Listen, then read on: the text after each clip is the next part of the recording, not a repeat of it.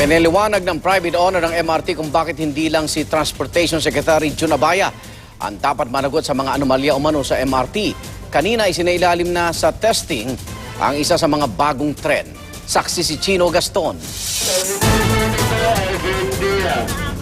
Mababawasan na mga isinasakay ng mga luma at masisikip na tren ng MRT dahil ilang linggo na lang ang hihintayin para masakyan ng publiko ang bagong light rail vehicle o LRV nito.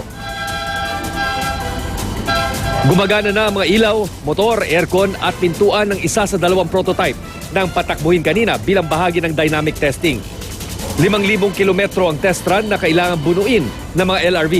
May isa pang LRV kasunod niyan habang dalawa pa ang darating ngayong Pebrero.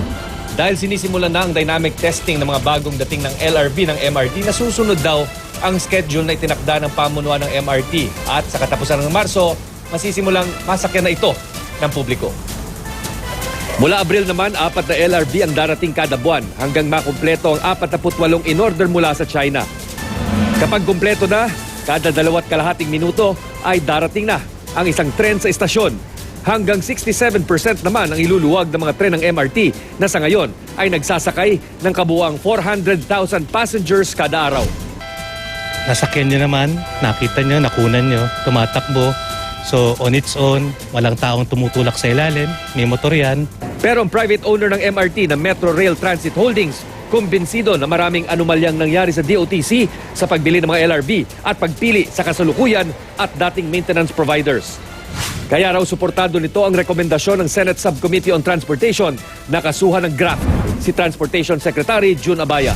The problem is they negotiate in secret. Dapat din daw sagutin ni dating DOTC Secretary Mar Rojas ang umano'y papel niya sa mga kontrata ng MRT.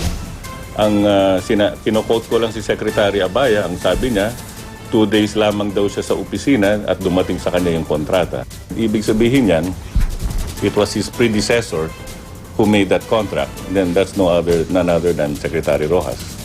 Wala pang pahayag sina Rojas at Abaya. Wala namang direktang pagtanggi mula sa Daang Matuwid Coalition. Maliban sa pagsasabing di dapat pakinggan si Sobre Peña na ilang beses na raw nasasabak sa kontrobersya tulad ng sa original MRT contract, gusot sa College Assurance Plan at bentahan ng Camp John Hay. Ako si Chino Gaston, ang inyong saksi.